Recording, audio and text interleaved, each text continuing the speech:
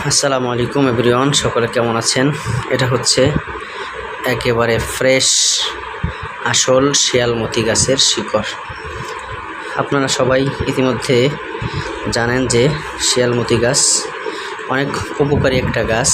এটা বিশেষ করে যাদের পাইলস রোগ আছে, বাউসি রোগ, মলদার দিয়ে রক্ত পড়া, মলদারে গুটি হয়ে যাওয়া, পায়খানার রাস্তা দিয়ে রক্ত পড়া, গুটি হয়ে যাওয়া রোগ যাদের আছে, তাদের জন্য এক মহা ঔষধ হচ্ছে এই শিয়ালমতি গাছের শিকড়। তো যাদের শিয়ালমতি গাছের শিকড় লাগবে তারা আমার সাথে যোগাযোগ করতে পারেন।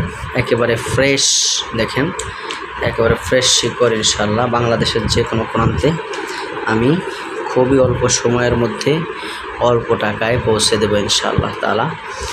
যাদের লাগবে আমার সাথে আজই যোগাযোগ করুন। পাইলস একটা মারাত্মক রোগ, ভয়াবহ একটা রোগ। এজন্য এই রোগ থেকে আজই আপনি মুক্তি পেতে চাইলে তাহলে আমাদের সাথে অবশ্যই যোগাযোগ করেন।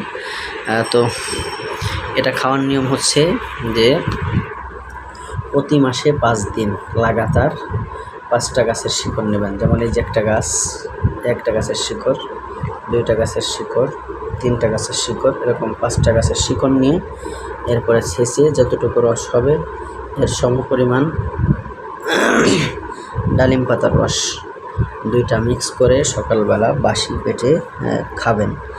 বাসি পেটে খাইতে পারলে ভালো, তবে যদি বাসি পেটে না খাইতে পারেন সমস্যা নেই, তবে বাসি পেটে খাওয়াটাই ভালো। ইনশাল্লাহ এভাবে 1 মাস খাবেন, খাওয়ার পরে বন্ধ করবেন, আবার 1 মাস পরে আবার 5 দিন, এভাবে করে 3 মাস খাইলেই অনেকের সেরে যায়। তবে যদি 3 মাস খেলে না সারে তাহলে এভাবে করে 5 দিন করে যতদিন না সারে খেতে থাকবে।